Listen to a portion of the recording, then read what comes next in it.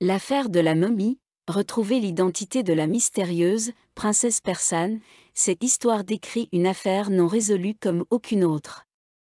Elle s'est produite après la découverte d'une momie qui aurait été celle d'une ancienne princesse perse. Elle a finalement conduit les enquêteurs archéologiques dans un voyage sauvage fait d'intrigues, de tromperies et de controverses. Tout a commencé en 2000 au Pakistan, lorsque la police a appris qu'un homme de Karachi tentait de vendre au marché noir une ancienne momie dans son sarcophage pour l'équivalent de 11 millions de dollars. Après avoir retrouvé, arrêté et interrogé le criminel présumé, l'homme a avoué à la police qu'il avait reçu la momie d'un Iranien qui prétendait l'avoir découverte à la suite d'un tremblement de terre. Et que lui et son complice s'étaient mis d'accord sur un partage moitié-moitié des 11 millions de dollars. Les autorités policières pakistanaises ont fini par convaincre l'homme de révéler où se trouvait la momie et l'ont conduit à un endroit proche de la frontière entre l'Iran et l'Afghanistan, où le corps a été récupéré et emmené au musée national de Karachi pour y être inspecté.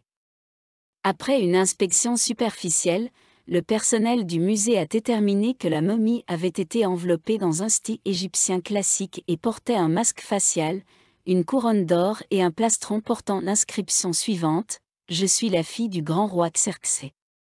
Masereka me protège.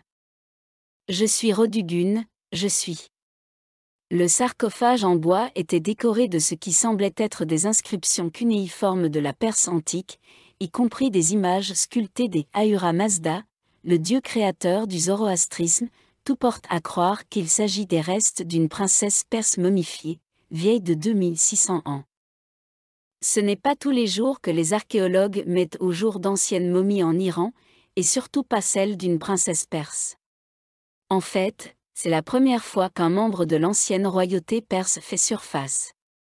Cette découverte a déclenché les conflits diplomatiques entre l'Iran et le Pakistan, les deux pays revendiquant la propriété de l'ancienne princesse. Pendant que les politiciens se disputaient la propriété du corps, les archéologues légistes se sont attelés à l'analyse de la structure chimique de la momie, tandis que les experts littéraires traduisaient l'écriture cunéiforme. Quelques semaines plus tard seulement, des sonnettes d'alarme ont commencé à retentir et des soupçons ont été émis sur le fait que tout ce qui concernait l'ancienne princesse n'était pas ce qu'il semblait être. La chasse aux meurtriers mutilateurs, selon l'ouvrage de Rudiger Schmidt publié en 2003, A Furte Spuriu Inscription in All Persian Writing, The Mummy of Rodogun, les experts ont déterminé que l'écriture découverte sur le plastron de la momie avait été gravée par quelqu'un qui ne connaissait pas bien l'écriture iranienne. Alors que l'authenticité de la momie était mise en doute, des résultats de tomodensitométrie, d'analyse chimique et de datation au carbone 14 sont venus confirmer que la momie n'était pas une princesse perse, mais plutôt une fraude des temps modernes, mais il ne s'agissait pas d'un canular archéologique ordinaire, et le motif semble aller au-delà de l'œuvre de Narcissique élaborant une escroquerie pour gagner 11 millions de dollars. Des indices suggèrent que des tueurs de sang-froid étaient impliqués, car la momie s'est avérée être le corps d'une femme qui aurait été assassinée et mutilée en 1996. Les scientifiques ont utilisé les données des tomodensitogrammes pour aider la police à établir le profil de la femme adulte. Elle mesurait 4 pieds 7 pouces et avait environ 16 ans lorsqu'elle est décédée en 1996.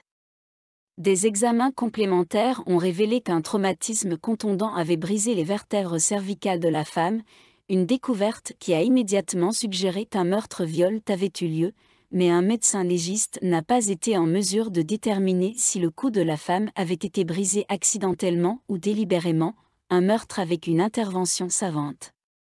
Sur la base de ce que vous savez jusqu'à présent, vous êtes en droit de supposer qu'une femme innocente a été repérée par un gang criminel et assassinée sur ordre. Mais les enquêteurs pensent que ce n'est pas le cas. Ils affirment plutôt qu'un nouveau cadavre a été illégalement exhumé par des pilleurs de tombes, quelque part entre le Pakistan et l'Iran, afin de faciliter la mise en place de ce canular, dans une scène d'une noirceur et d'un trouble inimaginable. les criminels ont ensuite retiré les organes internes de la femme et ont imbibé son corps de produits chimiques pour le sécher pendant plusieurs mois. L'archéologue Asma Ibrahim a déclaré, lors d'un discours prononcé dans le cadre de la série de conférences spéciales de l'université Aga Khan, que le niveau de précision atteint pour vieillir la femme de manière à ce qu'elle ressemble à une momie ancienne a dû nécessiter l'intervention d'érudits possédant des connaissances anatomiques spécifiques. Mais c'est la fracture du cou de la femme qui a incité la police pakistanaise à ouvrir une enquête pour meurtre, au cours de laquelle elle a réinterrogé la chaîne d'hommes impliqués dans l'escroquerie visant à vendre la fausse momie sur le marché noir. Alors qu'il espérait que leur suspect permettrait d'identifier avec certitude la femme et son ou ses meurtriers, toute cette affaire est désormais officiellement une affaire classée. La pauvre jeune femme, dont le corps avait été dépouillé de ses organes et séché, a été prise en charge par la Fondation Edhi, une organisation caritative basée au Pakistan qui fournit des services sociaux d'urgence. Le corps a été réinhumé avec les rites funéraires appropriés en 2008. Si le commerce d'objets patrimoniaux pillés et falsifiés est répréhensible, ces crimes sont encore plus profonds. Combien de victimes de meurtres, déguisées en momies, peuvent-elles orner les murs des bibliothèques des collectionneurs d'objets illégaux à travers le monde ? Et combien de ces affaires très froides sont associées aux milliers de disparitions non élucidées signalées chaque année dans le monde ? Nous ne le saurons peut-être jamais.